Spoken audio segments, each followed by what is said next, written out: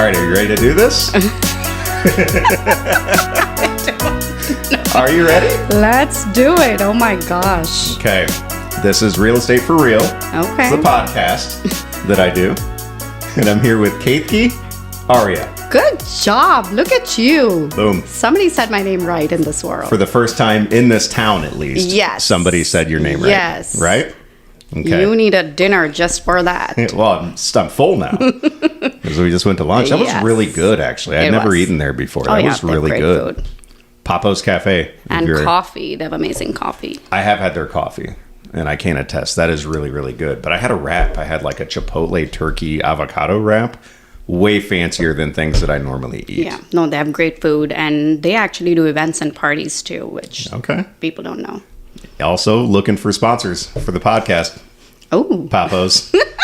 I've already said no real estate agents. I'm not letting any real estate agents sponsor this thing. No. But, all right. Well, I appreciate you sitting down with me. Oh, sure. I can't say no to you. Well, good. Yeah. I mean, I feel when I asked you originally, you were a little hesitant. I mean, I always sense some hesitation in most people that I ask because you said, I don't really have anything to talk about. Yeah, and it's a lot. You come on a podcast and you have to talk about yourself a lot, which Yes. is strange. Yeah. I mean, I really like myself, but Okay. I mean, you should. You're a likable person. You should. thank you. But I always kind of start these things with letting people tell their story a little bit of how they got to where they are now. Because we all kind of have our own journey and how we get into real estate. And I've touched on mine a little bit in the 4 or 5 episodes I've done before now.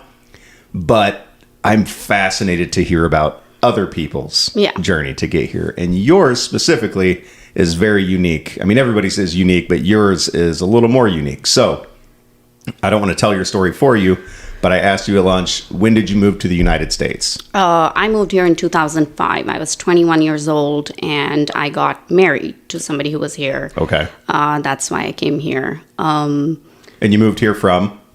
India, from everybody knows Taj Mahal. Yes. Which is in my hometown, Agra. So that's where I moved from, and I live with my parents, which is normal in India. Okay. Especially in those days. I went to college in the same town, so lived with my parents, came here to suddenly nobody. I didn't know anyone. So, okay. All right. So a bit of a culture shock then for you, correct? Huge cultural shock. I grew up in a small town, so I wasn't that, aware of the world either, and very protected. And yeah, huge cultural shock. And just the shock of just not knowing anyone. I had an arranged marriage, so I not fully knew my husband either. So you had an arranged marriage with someone, he was already here. He was here. I mean, he was born and raised in India too, but he was here before I was here. So he was already here when we got married. So yeah, just to suddenly, I was right out of college. In college, you're having fun, hang out with friends, doing fun stuff, and then I'm here, and I know no one. Oh my gosh, that must have been terrifying. It was, and it was quiet. And I remember we lived in Champaign. Okay, I was getting ready to ask where. Champaign. Whereabouts, okay. Lived in a 1-bedroom apartment, and I grew up in a gigantic house with my grandparents living with us and 3 of us, and somebody was always living with us. So, and then you have help in the house, and so there are always so many people. And then I come here, and it's just me all day long, and the silence didn't let me sleep at night. It was so quiet. Wow. So I couldn't sleep. Okay. It was too quiet. And this was 2005. 2005, yes.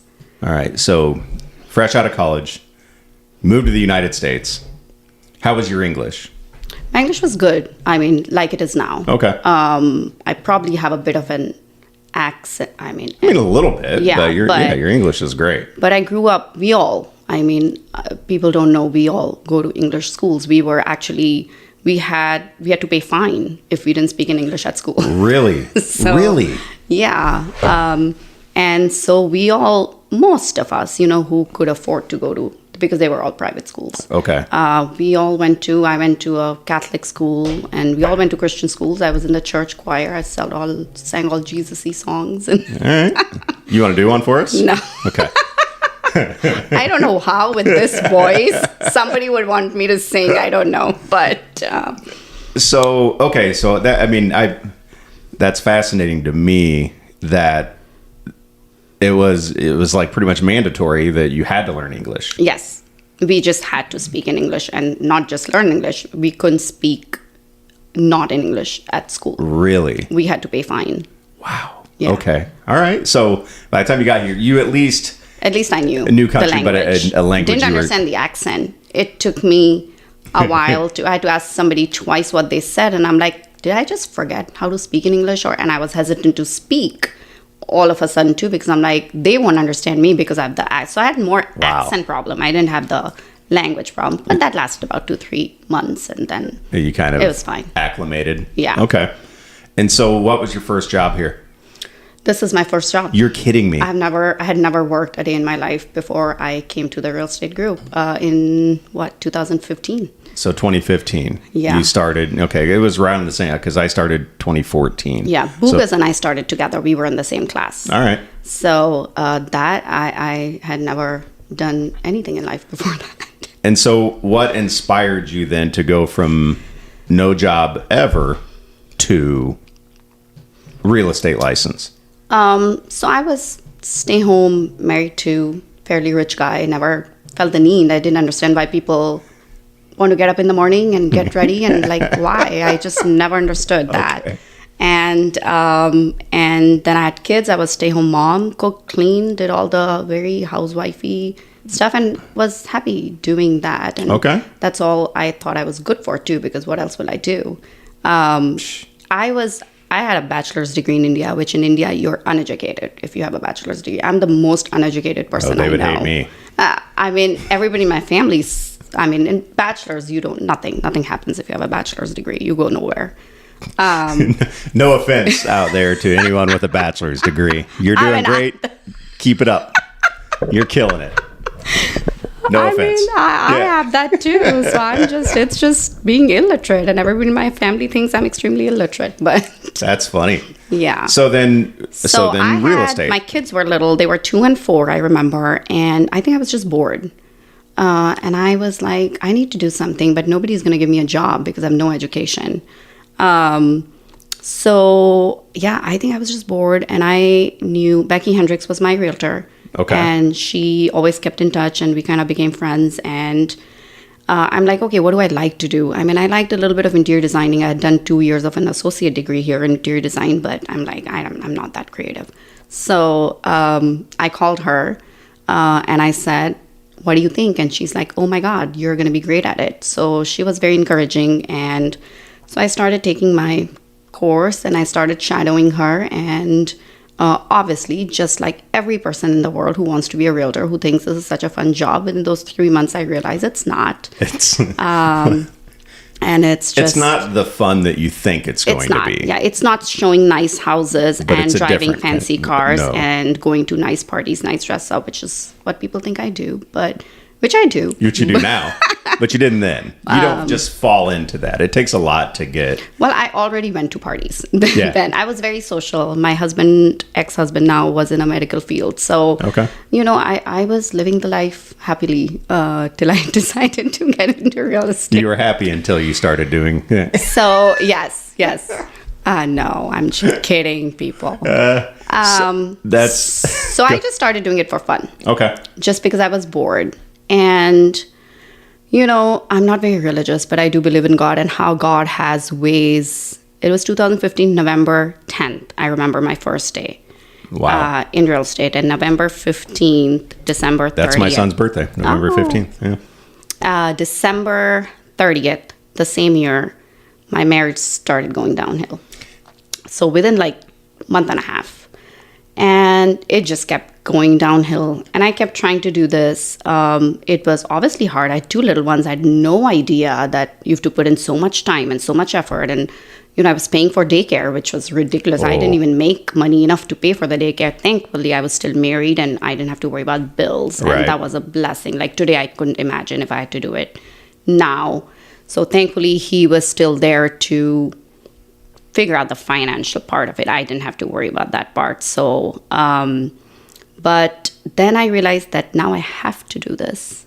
So it went from something you're just kind of bored, do it for fun to kill some time, to, okay, now this is a necessity. And it went there very quickly. Wow. Very quickly.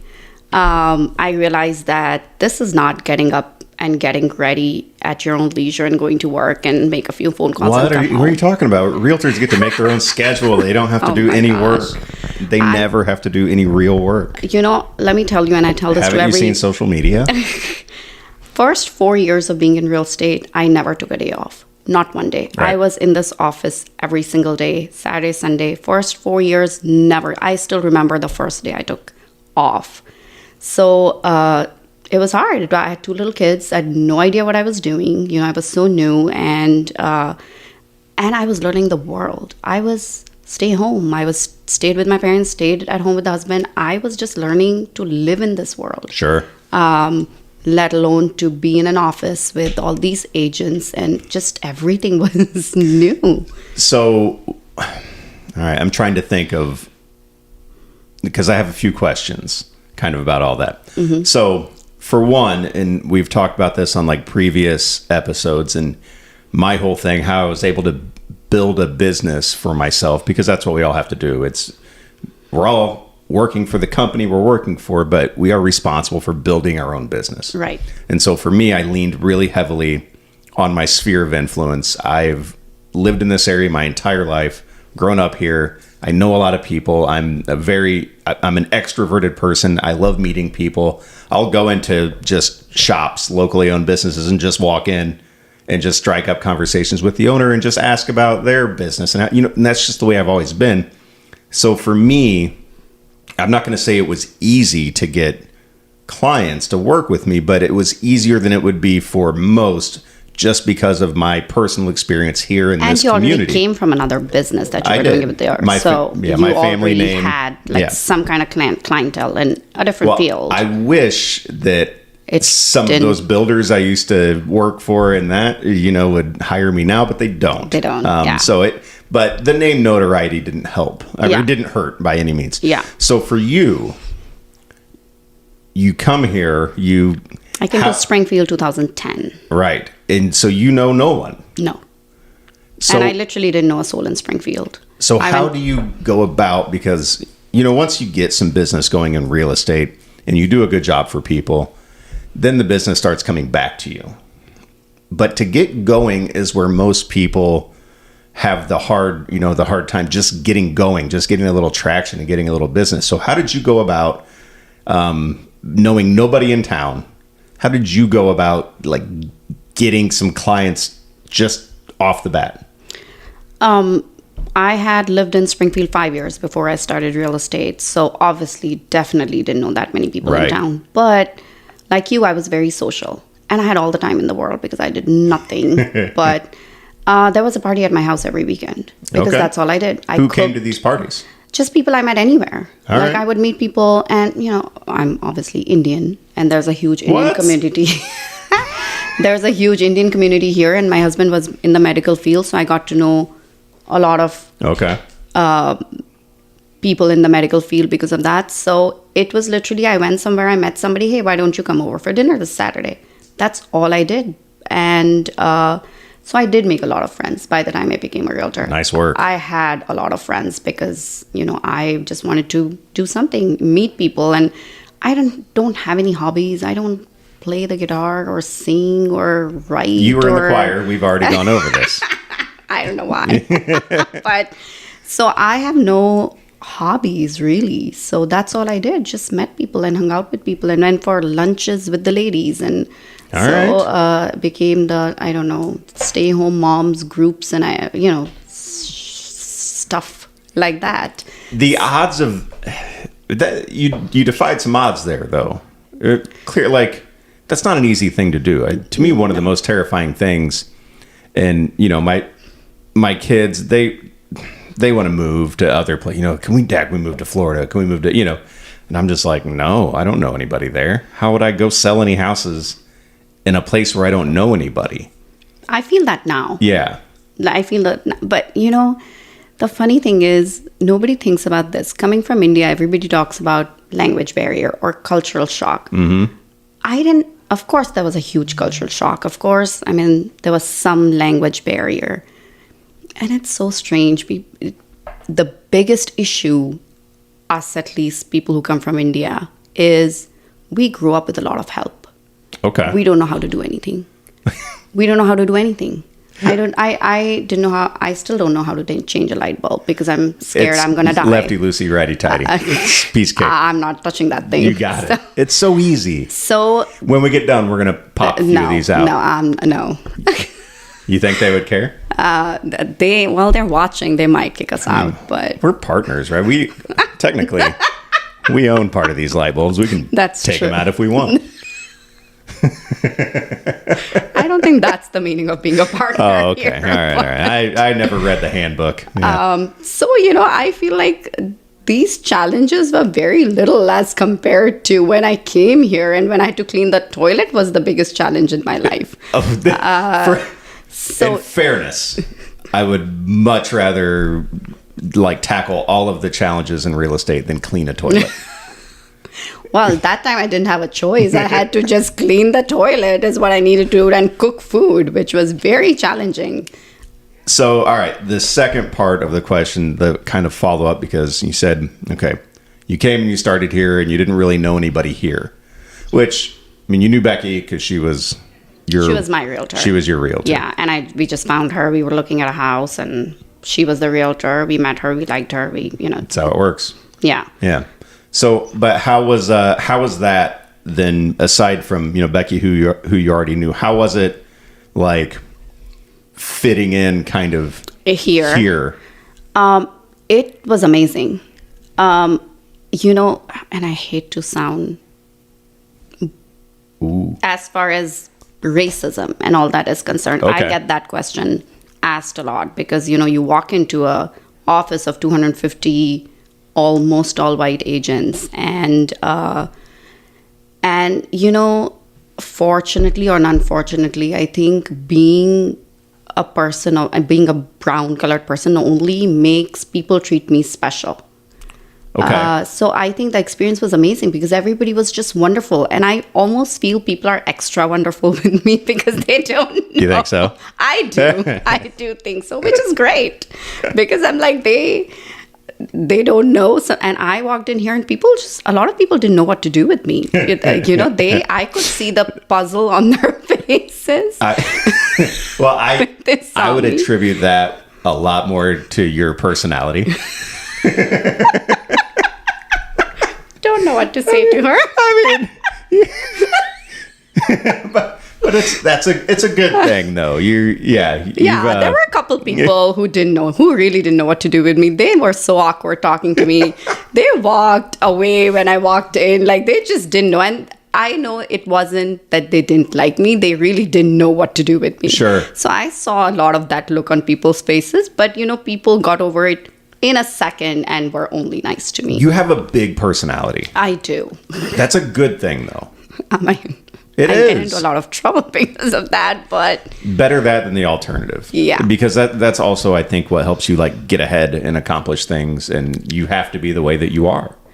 I have become this way. I mean, I was always, like I said, social and stuff, but when, life teaches you lessons, and I think I had a great life. I still have a great life, but there was a little 3-4 years of horrific life that I wish upon nobody in this world. And when you go through something like that, I think you are just a happier person because you count every day. Coming from somebody's parents who were, fairly wealthy, married to somebody who was fairly wealthy, the day that you don't have gas money and there's a client in your car and you don't know what to do, and you have tears roll down your eyes because your car gets declined. The day you see that day, you are only grateful for everything you have. And I will never forget that day. And this was a client, and I'm lucky that I work with a lot of my friends. And, like you said, who did you work with? It was all my friends who trusted me. And I'm where I am because of those first 10 clients or first few friends who trusted me, knowing that I know nothing and would still continue to trust me. But that was not a friend in my car. It was a client. And it was the worst day of my life. That probably, there are certain things like that happen where it motivates you to be like, I never want to be there again. Yes. And I get that question asked a lot, what motivates you that day? Yeah. And I think I would always ask Mike Busher, I'm like, how do I know if I'm successful? Like, what is the definition? How much money do I make that I'm successful? And he's like, it's up to you. I'm like, I don't understand that answer. Like, I don't know, because I just feel like I live in survival mode. Like today, I just feel I never got out of the survival mode. Well, and you probably never will. And I think one of the worst things we can do is become kind of complacent with our position and where we are. And, I know I'm not wired that way. Like, I always feel like it's never enough. I always need to keep building. I think we all have to have that a little bit in us. Otherwise, we'll just not do. But as far as like, okay, what is successful? What puts you at that level? Something that early in my career I struggled with, that as I'm getting older, it doesn't bother me like it used to, because I started off like selling. I had a good first year, and every year from there it went up, and I was all on my own, and I was selling quite a bit of real estate. And then I started like looking around and seeing the numbers, and there were people who were always ahead of me, and it would eat me up a little bit, and it's a crazy mentality, but it's the way I was wired. When I was younger, I was like super competitive. I was always big into sports, and so I always wanted to be better. And I would measure my own like kind of self-worth and success by how I stacked up compared to what number are you on that list.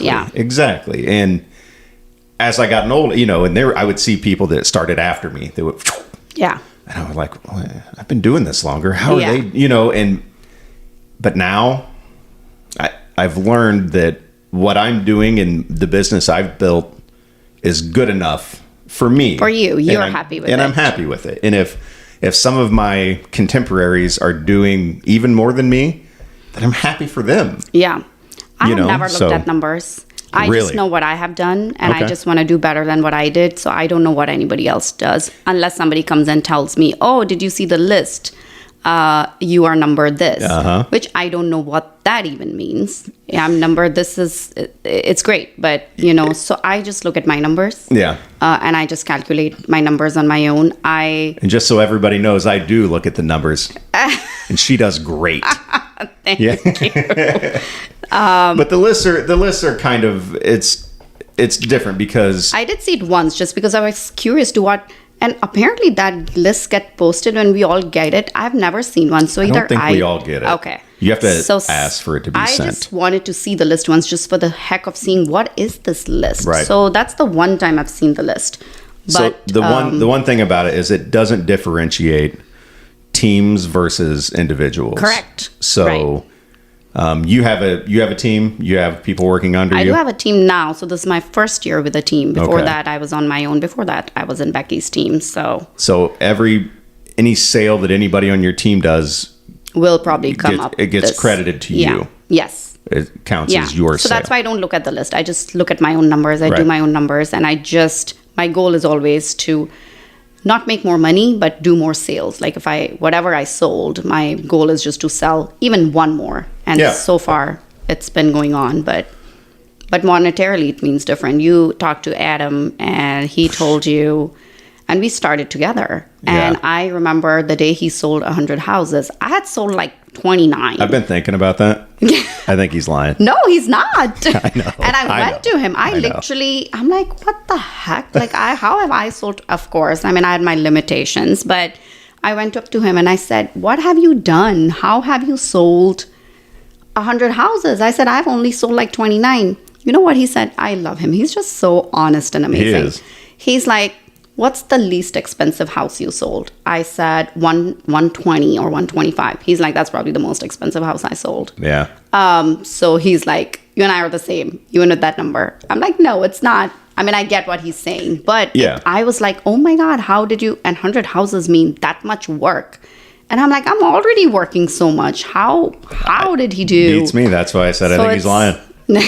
I don't believe him. I don't believe you, Adam. Let's see the list. Let's see it. No, I'm sure he's got it well documented. Every single one of them. He's great. Yeah, no, that guy hustles. He does a great job. But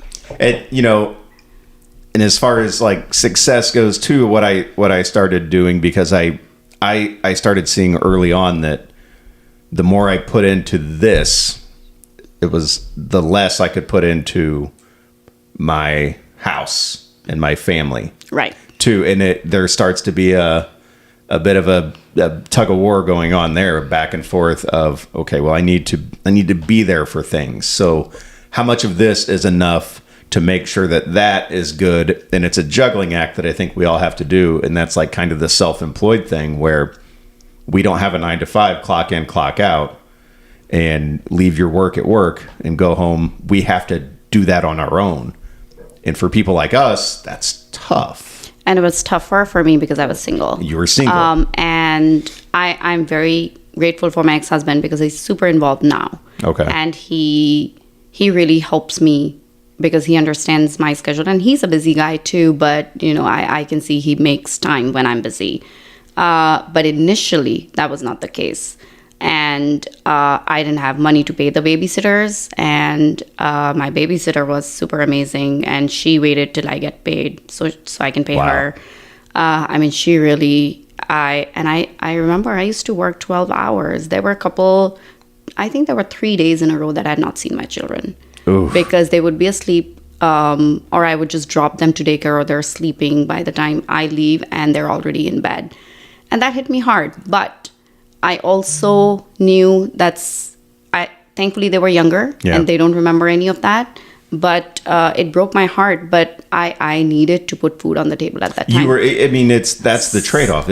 And literally, and I mean it literally. That's how little money I had, because I did struggle to put food on the table and whatever, thankfully that period didn't last very long. And,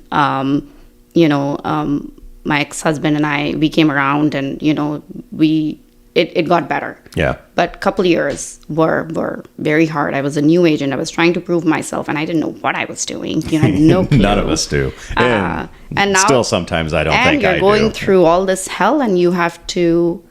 I mean, I can tell you 2 or 3 people have probably caught me crying, bawling in the office because I didn't know what to do. I remember I was showing houses, the day and age where you showed 10 houses in a day. I would cry in the car, stop, show the house with a smile on my face, then go back in the car and cry. I mean, it was awful, my gosh. But it's all the past. But things, we all have a lot. Like we all do a lot of things. I mean, there's a lot of frustration. There's a lot of sacrifices that we have to make. Every work does. I mean, we are nobody special, but you're okay. You're right. But I think everybody wants to be successful and make this work who gets into the business. But I know for me, and I know for a lot of other agents, we were doing something before we moved into this. Yeah. Right. And so I've always had the ability to go back and work with my family, and it's hard work, and it's, the ceiling of the income, kind of possible for me. I had topped out there. Yeah. But still it was... You could at least go back. It was income. I had no such choice. You had no... I had no backup. No choice but to make this work. Yes. And in that instance, because a lot of us also, we transition, we are working, and then we'll kind of part-time get into this and transition over until we make this full-time. You had no option but to cannonball into the deep end. Yes. And learn how to swim. Yes, and I had no backup, and that's terrifying. It was very terrifying. With people depending on you. Yes, it was terrifying and it was hard. But at the same time, I guess that's why I did well, Yeah. I guess, because I had no choice. This is all I just had to do. And I mean, it was a horrible, terrible motivation, but I guess that was the motivation. Well, let's talk about some good things then, right? Because you've overcome that. Yes. You've built a really successful business for yourself. Okay.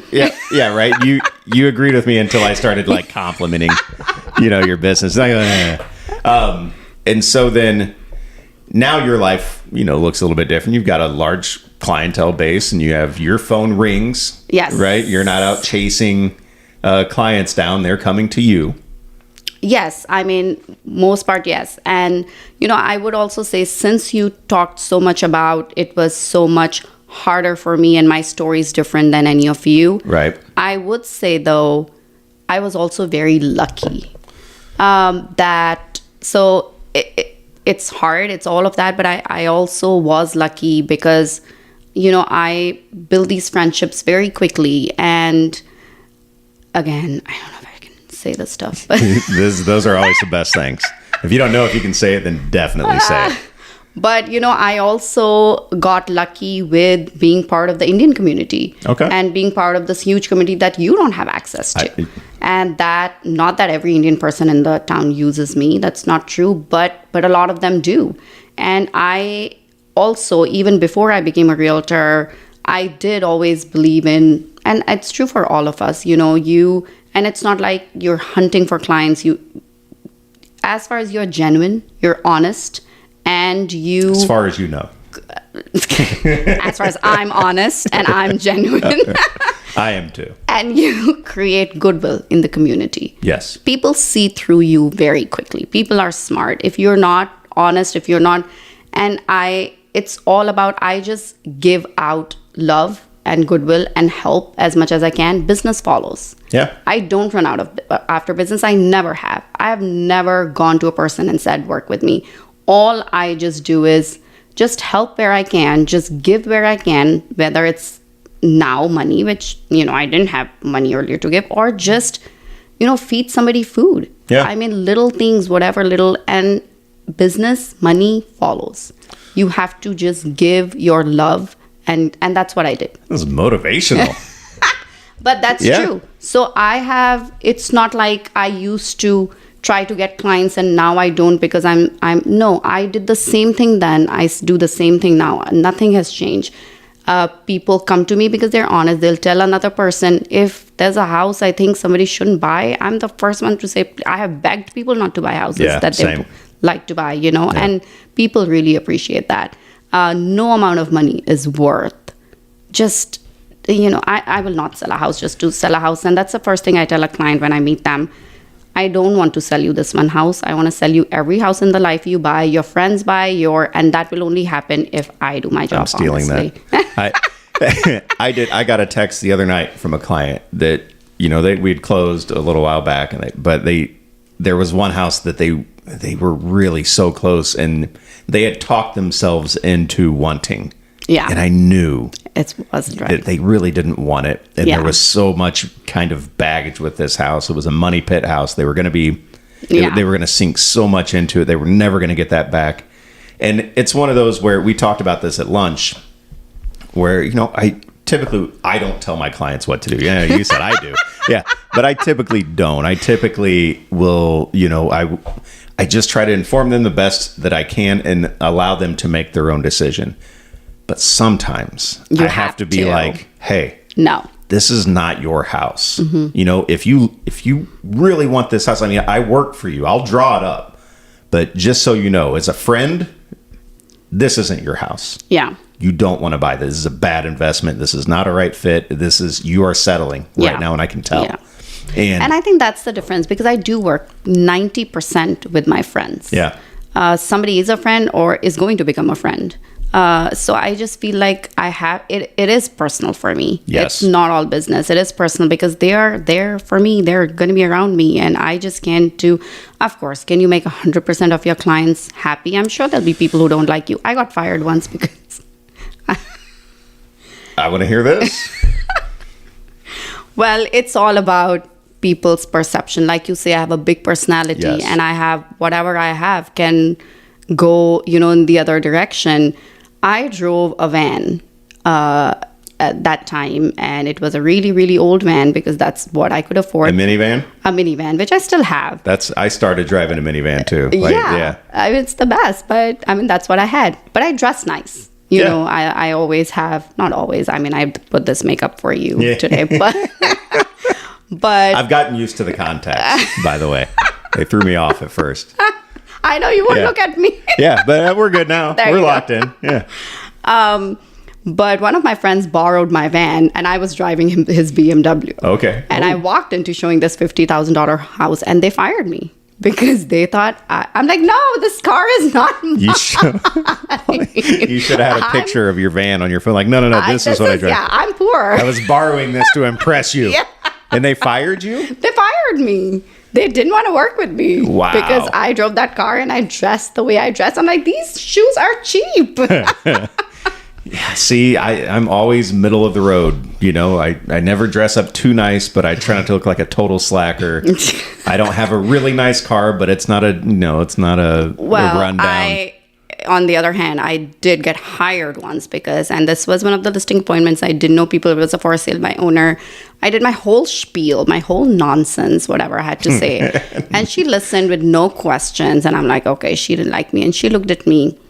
I really like your shoes. You're hired. So you just don't know. Were you wearing Jordans?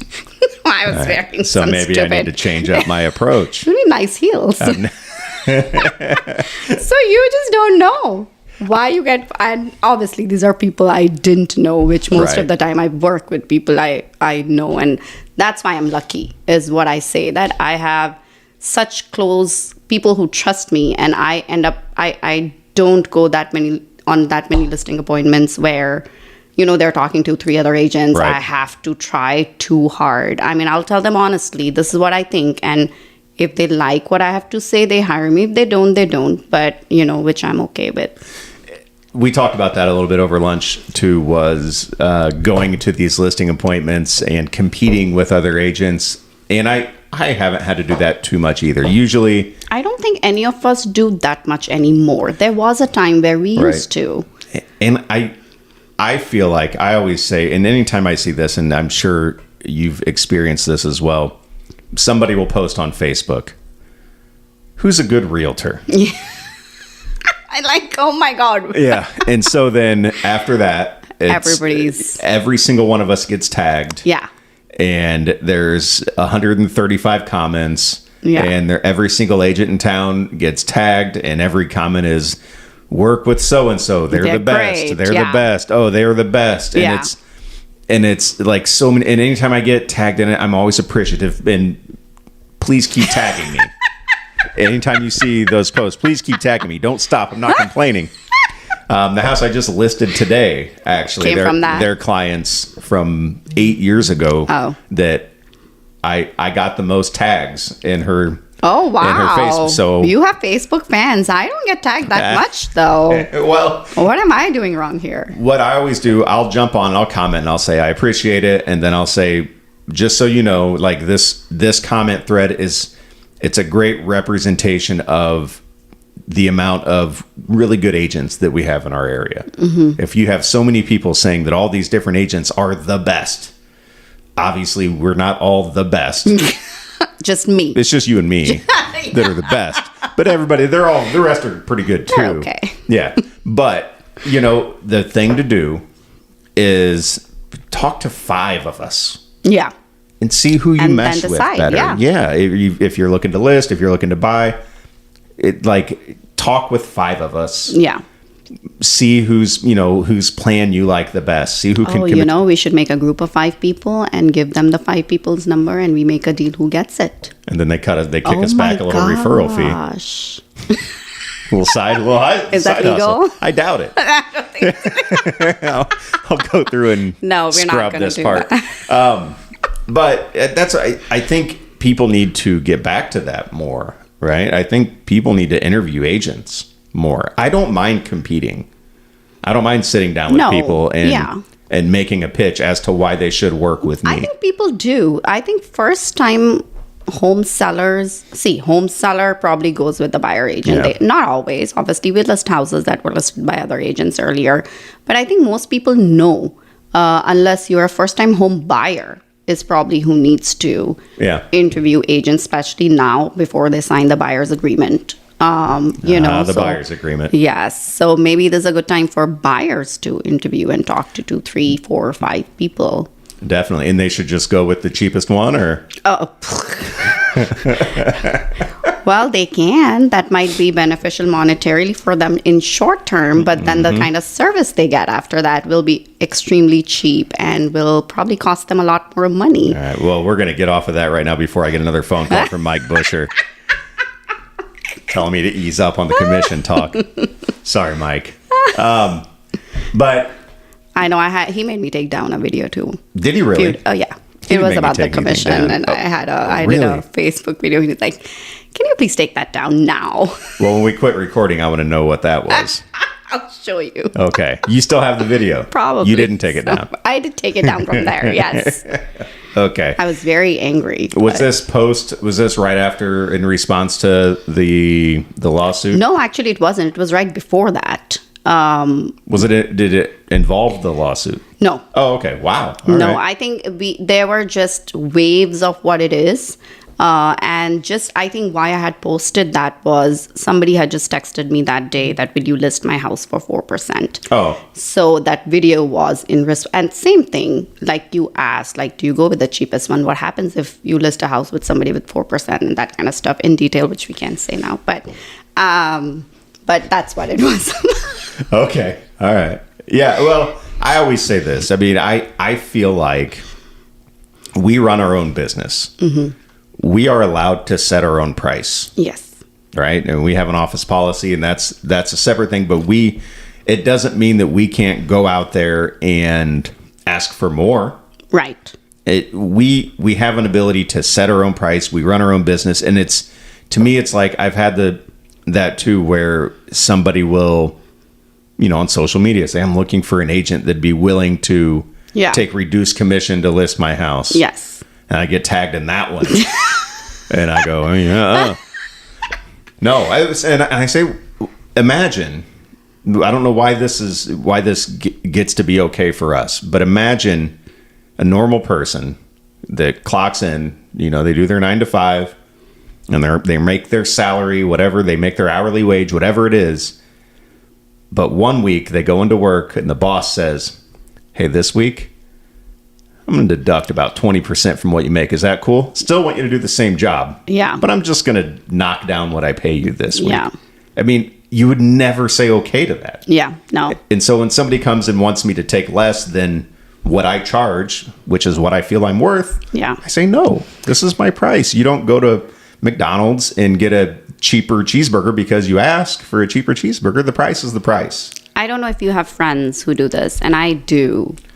And if you're watching, you can stop doing what I'm about to say. You should stop doing. They want the friend discount. No, that's one thing. And it's okay to ask, Just be okay with the answer. Just be okay with the answer. And the other thing that I don't like people do is, oh my God, Ketki can pay. She makes so much money. Oh. She makes so much money.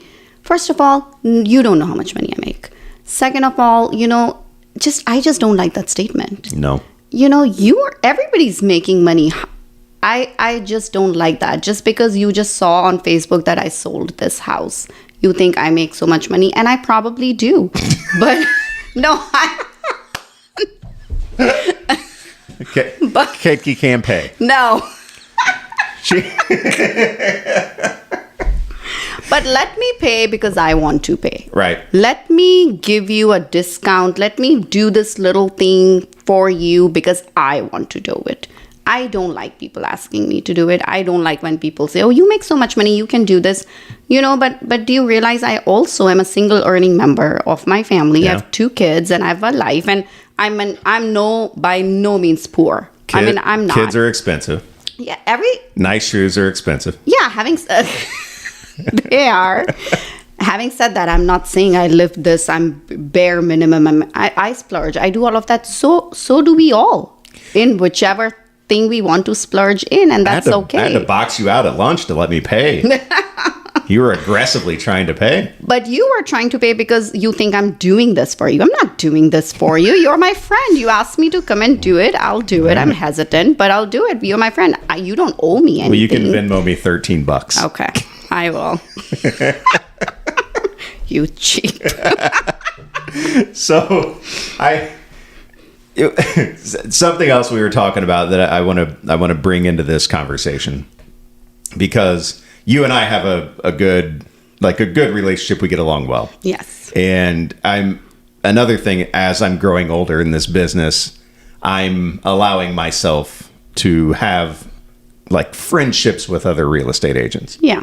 And I try to be more social, and I try to come to things that normally early in my career I wouldn't have. Yeah. Because I'm like, I'm here. I'm here. This is my job. I'm here. I'm working for my clients. Nothing personal, but But now I've learned how important it is to have these relationships with other real estate agents.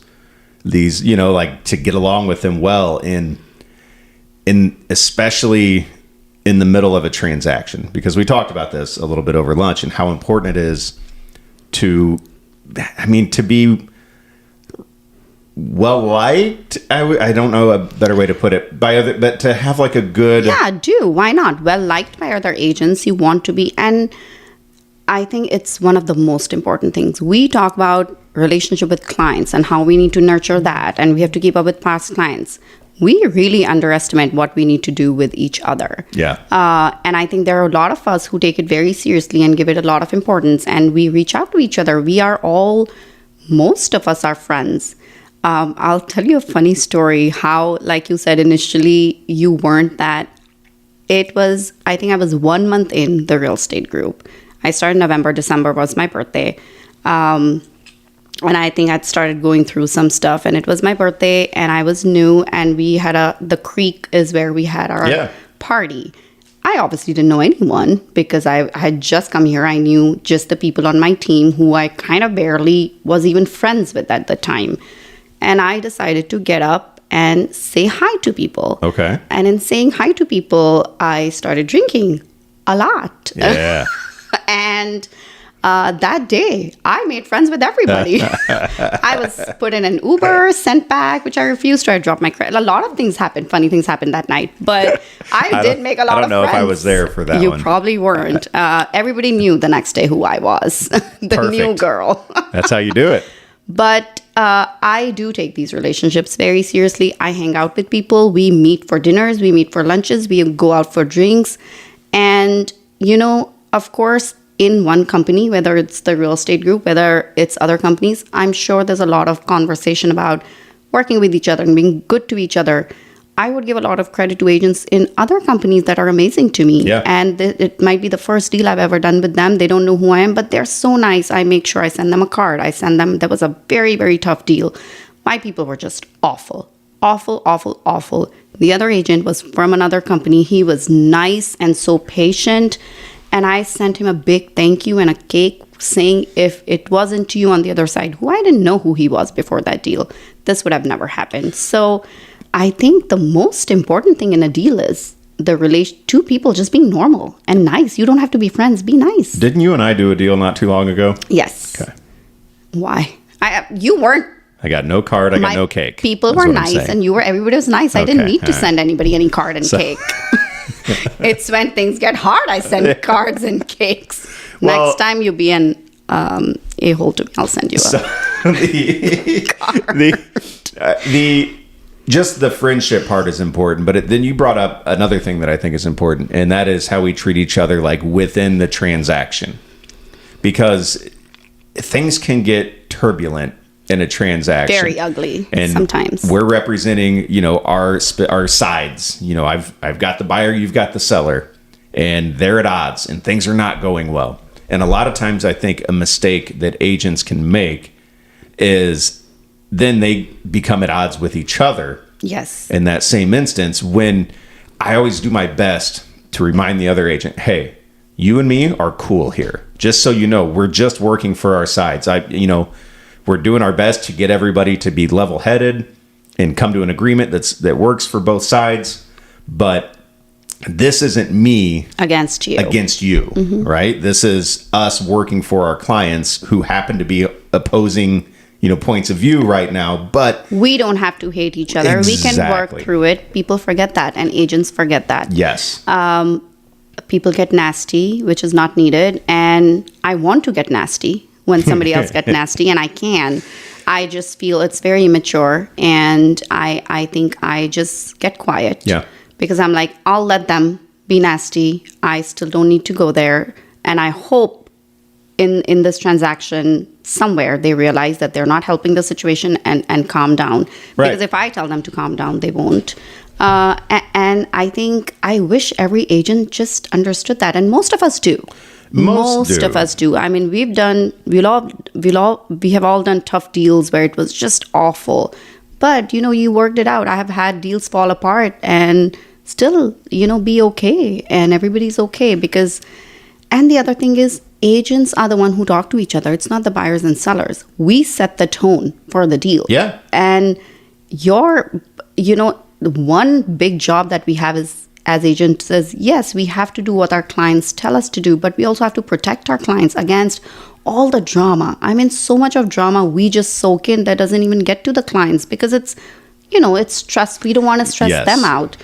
But so it's on us to minimize that drama. We have to be a buffer a lot of the times because the message that our clients want to deliver to the other side is a little harsh. Yeah, because I might tell you, well, your clients are idiots. I can't believe they're doing that. Obviously, you should not go say that to your client. Well, the other agent said you were idiots. No, right, of course. Or the other agent's clients, think Yeah, so, we have it's hard. It's not working out. We'll wait it out. You sugarcoat it and say it. And that can also, I have found, that can be helpful in future transactions where, let's say you have a buyer, right? And it's a competitive, there are multiple offers. You submit one of the offers and, that listing agent might think back to previous deals they've had with you where it's gone smoothly. You've done a good job on your end. And anytime you know that the other agent is working just as hard as you in a transaction, you appreciate that. And because it'll be a calm and easy. It might get tough, but things will be easy. They'll get things done. Obviously, we are not allowed to tell our clients what out of these 5 offers or 3 offers, which one they should pick. No. And people ask you, and I don't tell them that, but, they do ask me, what do you think of this agent? Yes. And I will tell them what I think of that agent. Well, it'll be like which of these agents is easier to work with. Who's simple, who'll get things done. And I will tell them that. Yeah. And there are plenty of times, I'm sure, they pick a lower offer, even though it's a lower offer, just because, I won't badmouth anybody. I'll just say that, but I will if there's an agent involved that I know works hard and that I know isn't going to drop the ball on their end, and then it's going to make that transaction easier for us. I will tell my client, like, hey, I know that this agent does a great job. Great job, yes. I know that they've vetted this buyer on the front end, and I know this is going to be a good buyer. They've got their ducks in a row. They've done several deals. I actually, agents have surprised me pleasantly. It's the first time I've heard their name, first time I call them, and they help you. Yeah. And it's amazing. And I love that people will do that, even with people who are not your friends in the business, who are not. And by the way, I want to tell the world, just because we are friends, that's skeptical for people too. Oh, they're friends. They're kind of doing this together. In cahoots. Yeah. If we are friends, that helps you. Sure. It's easy for you. We are not getting paid any more or any less if we are working with somebody we don't like or we like. It doesn't matter to us. We'll do it regardless. It just helps everybody if it's somebody you like or somebody who has a good name out there. It might not be somebody you like, you've known, but word spread. Yeah. If you're a good, easy agent, people tell you. If you're not, people tell you that too.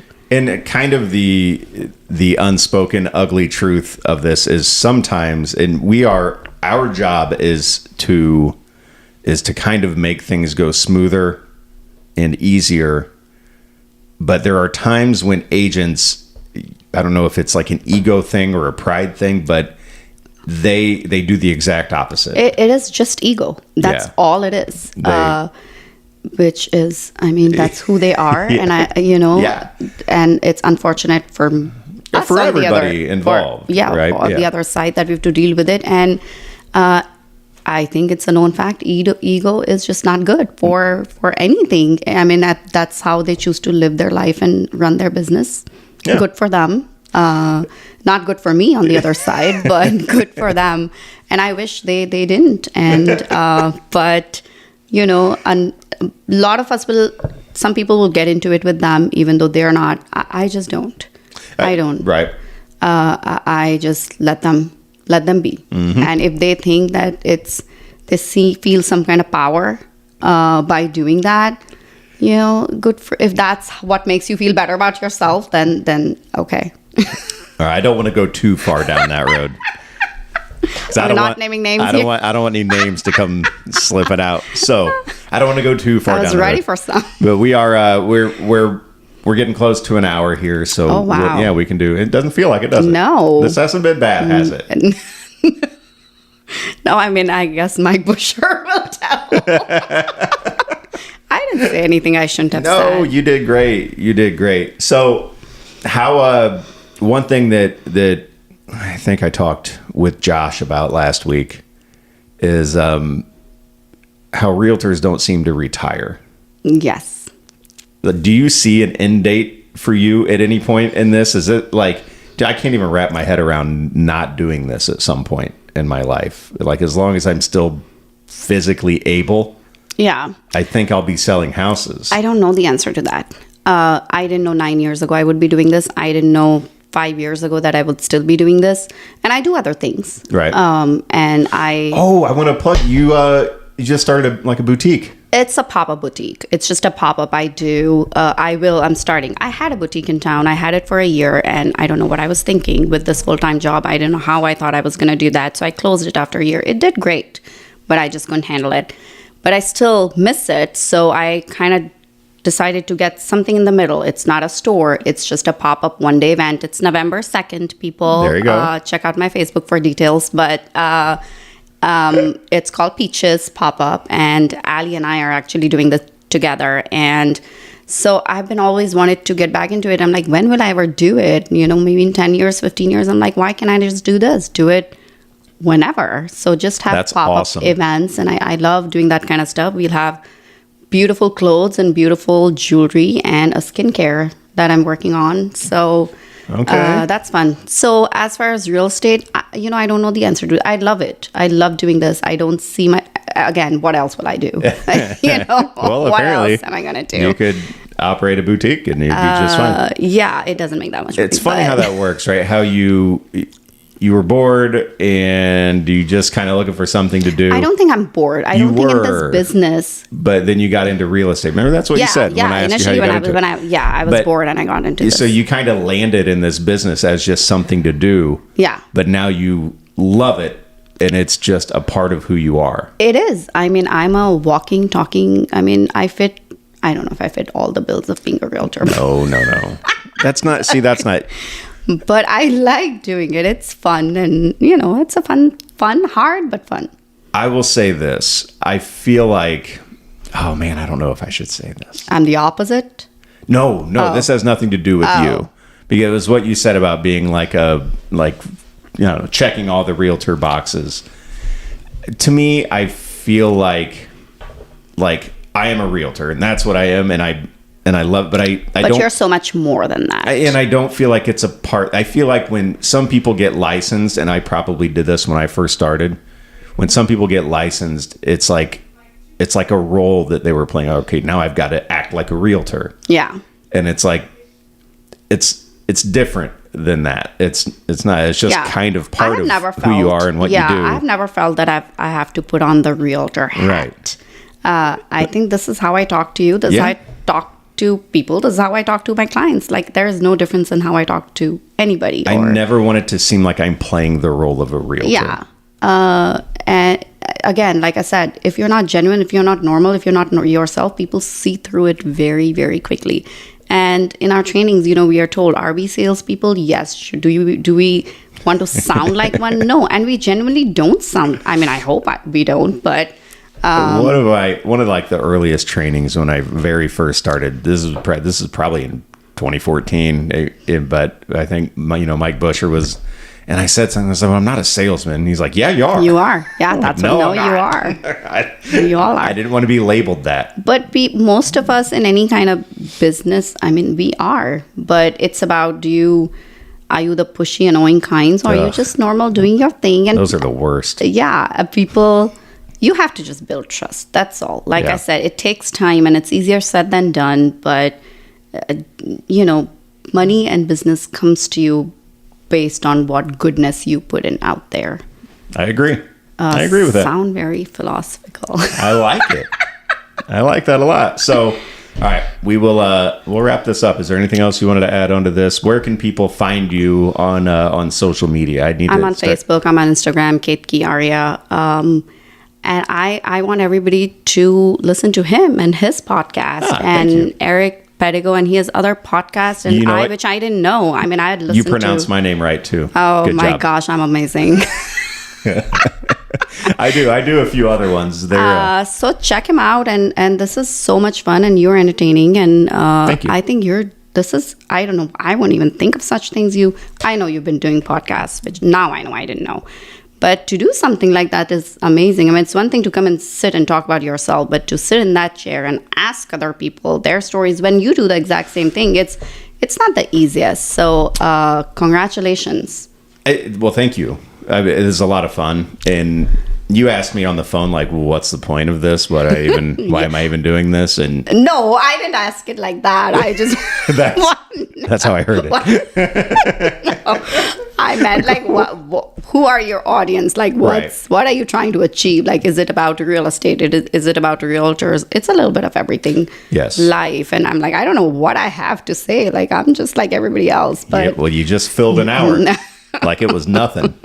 I feel like we could do a part 2 pretty easy. There you go. But I think you have a long list of people you would want on this. I mean, I'm the most entertaining for sure. I mean, nobody can beat me, but still, we'll give other people chances. We will. Other people will get chances. I've got more people lined up to do it, and that's amazing. I'm super happy with the feedback I've gotten and the amount of people willing to sit down with me.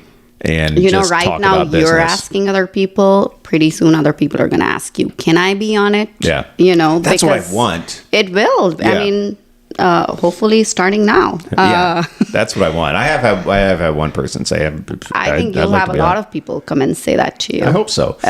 I feel like it's like being a realtor, right? Initially, you have to go after some deals, and then people just start coming to you. That's what's going to happen. I like what it's doing as far as.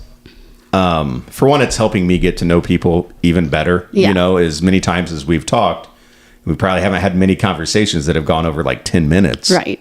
And now today, I mean, lunch for an hour, hour here. 2 hours together. And it's cool to get to like know people like that. It's cool to allow people to tell their story.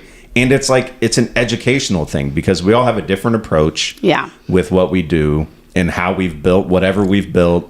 And I'm fascinated to learn how other people in the same industry. Yeah. And it's good for us to listen to these two. I mean, you enjoy doing it because you get to more, but so do we. And, if you're out there, listen to your realtors. If somebody was your realtor, listen to their story because obviously you don't know everybody's story.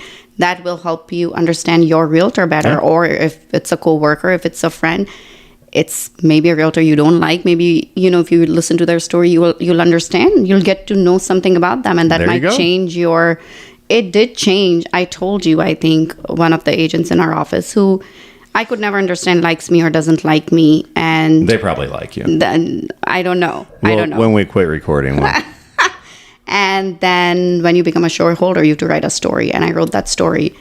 And he met me in the parking lot and he gave me a hug and he said, "Thank you."